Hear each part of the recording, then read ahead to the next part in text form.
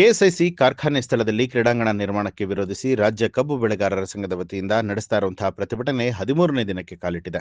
ಈ ಕುರಿತು ರೈತ ಮುಖಂಡರಾದ ಕಿರಗಸೂರು ಶಂಕರ್, ಕುರುಬೂರು ಸಿದ್ದೇಶ್ ಮಾತನಾಡಿ, ಪ್ರತಿಭಟನೆ 13ನೇ ದಿನಕ್ಕೆ ಕಾಲಿಟ್ಟಿದೆ. ಈವರೆಗೂ ಕೂಡ ಸರ್ಕಾರದ ಯಾವ ಪ್ರತಿನಿಧಿ ಪ್ರತಿಭಟನೆಯನ್ನ ಕೈಬಿಡಿ ಕ್ರೀಡಾಂಗಣವನ್ನ ಬೇರೆ ಕಡೆಗೆ ನಿರ್ಮಾಣ ಮಾಡ್ತೇವೆ ಅಂತ ಹೇಳಿಲ್ಲ. ಈ ಹಿನ್ನೆಲೆ ಇನ್ನು ಮುಂದೆ ಉಗ್ರವಾದ ಹೋರಾಟ ಮಾಡ್ತೇವೆ. ನಾಳೆ ಟಿ ನರಸೀಪುರ ಮೈಸೂರು ಮುಖ್ಯ ರಸ್ತೆಯಲ್ಲಿ ರಸ್ತೆ ತಡೆ ನಡೆಸಿ ಪ್ರತಿಭಟನೆ ನಡೆಸಲಾಗುತ್ತೆ. ಅದೇ ರೀತಿ ಎಲ್ಲಾ ಸಂಘಟನೆಗಳು ಸೇರಿ ತೀರ್ಮಾನಿಸಿ ಟಿ ನರಸೀಪುರ ಬಂದ್ಗೆ ಕರೆಯನ್ನ ನೀಡಲಿದ್ದೇವೆ ಅಂತ ಹೇಳಿದ್ರು. ಸರ್ಕಾರಕ್ಕೆ ಕಿವಿ ಇಲ್ಲ, ಕಣ್ಣಿಲ್ಲ, ಮತ್ತೆ ದಪ್ಪ ಚರ್ಮದ ಸರ್ಕಾರ ಅಂತ ನಮಗೆ ಗೊತ್ತಾಗಿದೆ. ಅದಕ್ಕೆ ಸರ್ಕಾರದ ಗಮನ ಸೆಳೆಯಕ್ಕೆ, ಸರ್ಕಾರಕ್ಕೆ ಎಚ್ಚರಿಕೆ ಕೊಡಕ್ಕೆ ಇವತ್ತು ತೀರ್ಮಾನ ಮಾಡಿದೀವಿ. ಇವತ್ತಿಂದ ವಿಭಿನ್ನ ರೀತಿಯ ಉಗ್ರವಾದ ಹೋರಾಟನ ನಾವು ಕಾರ್ಮಿಕರ ಜೊತೆಗೂಡಿ ರೈತ ಸಂಘಟನೆಗಳು, ಪ್ರಗತಿಪರ ಸಂಘಟನೆಗಳು, ಪರಿಸರ ಪ್ರೇಮಿಗಳೊಂದಿಗೆ ದೊಡ್ಡ ಹೋರಾಟ, ಉಗ್ರವಾದ ಹೋರಾಟನ ಇವತ್ತಿಂದ ಮಾಡಬೇಕಾಗ್ತಿದೆ. ಇವತ್ತು ಏನು ಸರ್ಕಾರಕ್ಕೆ ಎಚ್ಚರಿಕೆ ಕೊಡಕ್ಕೆ ಎಲ್ಲ ನನ್ನ ರೈತ ಬಂಧುಗಳು, ಕಾರ್ಮಿಕ ಬಂಧುಗಳು ನಮ್ಮನ್ನ ಬೀದಿಲಿ ಕುಣಿಸಿದರಿ, ಅರವೆತ್ತನೆ ಮಾಡಿ ಕುಣಿಸಿದರಿ. ಈಗಲಾದ್ರೂ ನಿಮಗೆ ನಾಚಕ, ಮಾನ, ಮರ್ಯಾದೆ ಇದ್ರೆ ತಟಸ್ಥಣವೇ ಈ ಜಾಗಕ್ಕೆ ಜಿಲ್ಲಾಧಿಕಾರಿ ಆಗಲಿ ಅಥವಾ ತಾಲೂಕು ದಂಡಾಧಿಕಾರಿಯ ಮುಖಾಂತರ ಏನು ಇಲ್ಲಿ ಕ್ರೀಡಾಂಗಣ ನಾವು ಮಾಡ್ತಾ ಇದ್ದೀವಿ, ಅದು ಸರ್ಕಾರ ಆದೇಶ ಮಾಡಿದೆ, ಇಲ್ಲಿ ರದ್ದಾಗಿದೆ. ನಾವು ಕ್ರೀಡಾಂಗಣ ಬೇರೆ ಕಡೆ ನಿರ್ಮಾಣ ಮಾಡೋಕ್ಕೆ ನಾವು ತೀರ್ಮಾನ ಮಾಡಿದ್ದೀವಿ ಅಂತ ಹೇಳೋ ತನಕ ಇಲ್ಲಿ ವಿಭಿನ್ನ ರೀತಿಯ ಉಗ್ರವಾದ ಹೋರಾಟನ ನಾವು ಮಾಡಬೇಕು ಅಂತ ತೀರ್ಮಾನ ಮಾಡಿ ಇವತ್ತು ಅರಬೆತ್ತಲೆ ಆಗಿ ಇವತ್ತು ಬೀದಿಲಿ ಕುಳಿಸಿದರೆ, ರೈತರು ಅರಬೆತ್ತಲೆ ಆಗಿ ಬೀದಿಲಿ ಕುಂತಿದ್ದಾರೆ ಅಂದ್ರೆ ರೈತರ ಉದ್ಯಮ, ರೇಷ್ಮೆ ಉದ್ಯಮ ನಾಶ ಆಗ್ತಿದೆ ಅನ್ನೋ ದೃಷ್ಟಿಗೆ ನಾವು ಇಲ್ಲಿ ಕುಂತಿದ್ದೀವಿ. ರೈತರ ಕಾರ್ಖಾನೆ ಗೋಸ್ಕರ ಇಲ್ಲಿ ಕುಂತಿದ್ದೀವಿ. ಏನು ಸಾವಿರಾರು ಗಿಡ ಮರಗಳು ಇದಿದೆ, ಅದನ್ನೆಲ್ಲ ಕಡಿದಾಗ್ತಿದ್ದಾರೆ. ಅದನ್ನು ಉಳಿಸ್ಕೋಬೇಕು. ಯಾಕೆಂದ್ರೆ ಒಂದು ಮರ ಈ ರೀತಿ ಬೆಳೆಬೇಕಾದ್ರೆ ಕನಿಷ್ಠ 50ರಿಂದ 100 ವರ್ಷ ಬೇಕಾಗ್ತದೆ. ನಿಮ್ಗೆಲ್ಲ ಗೊತ್ತು. ಹೆಂಗ್ರಿ ಮರ ತಡಿತೀರಾ?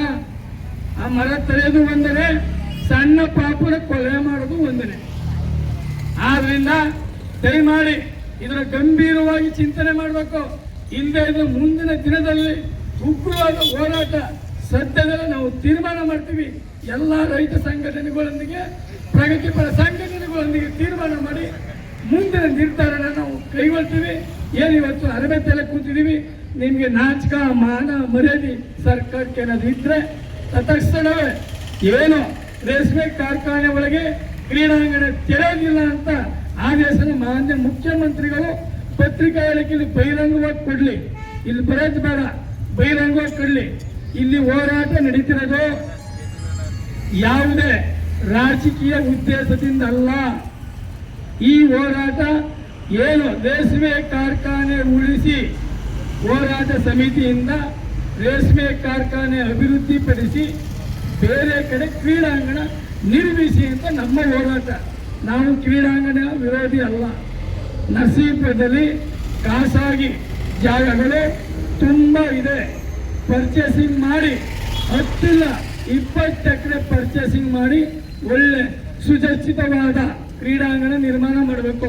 ಇವತ್ತು ನಿನ್ನೆ ಮಾನ್ಯ ಉಸ್ತುವಾರಿ ಮಂತ್ರಿಗಳು ಹೇಳಿಕೆ ಕೊಟ್ಟಿದ್ದಾರೆ.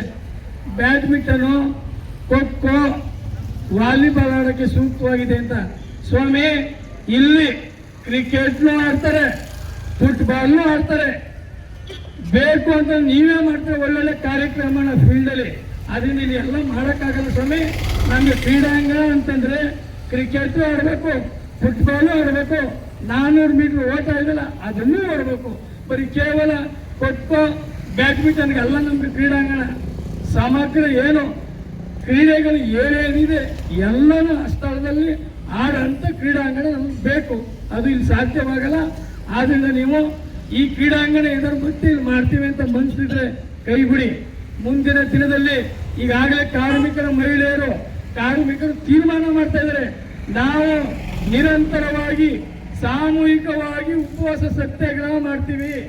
ನಮ್ಮ ಪ್ರಾಣ ಹೋದ್ರೂ ಚಿಂತಿಲ್ಲ. ಈ ಕ್ರೀಡಾಂಗಣ ಯಾವುದೇ ಕಾರಣಕ್ಕೂ ನಾವು ನಮ್ಮ ರೇಷ್ಮೆ ಕಾರ್ಖಾನೆ ಒಳಗೆ ಬೇಡ ಅಂತ ನಿನ್ನೆ ತೀರ್ಮಾನ ಮಾಡ್ತಿದ್ರು. ನಾವು ರೈತ ಮುಖಂಡಗಳು ಹೇಳುವ ಬೇಡಮ್ಮ, ಬೇಡಪ್ಪ, ಅದು ಇನ್ನೂ ಇದೆ, ಹಂತ ಹಂತವಾಗಿ ಹೋರಾಟದ ರೂಪಿಸೋಣ ಅಂತ ನಮ್ಮ ಏನು ನಿನ್ನೆ 3 ಗಂಟೆಗೆ ಒಂದು ಸರ್ವ ಸಂಘಟನೆ ಬೇರೆ ಬೇರೆ ಮುಖಂಡಗಳು, ಪರಿಸರವಾದಿಗಳು ಇವರೆಲ್ಲ ಇದು ತೀರ್ಮಾನ ಮಾಡಿದ್ದೀವಿ. ಇವತ್ತಿಂದ ಇವತ್ತು ಅರಬೆತ್ತನೆ ಮಾಡ್ತಾ ಇದ್ದೀವಿ. ನಾಳೆ ಒಂದು ಕಾರ್ಯಕ್ರಮ ಮಾಡ್ತೀವಿ, ನಾಳಿದ್ದೊಂದು ಕಾರ್ಯಕ್ರಮ ಮಾಡ್ತೀವಿ. ಬೇರೆ ಬೇರೆ ಏನೇನಿದ್ರು ಕಾನೂನು ವಿರೋಧಿ ಹೋರಾಟಗಳೇ ನಾವು ಮಾಡಬೇಕು. ನಮ್ಮನ್ನು ಬಂಧಿಸ್ರೆ ನಮ್ಮನ್ನು ಬಂಧಿಸ್ಲಿ. ಆದ್ರಿಂದ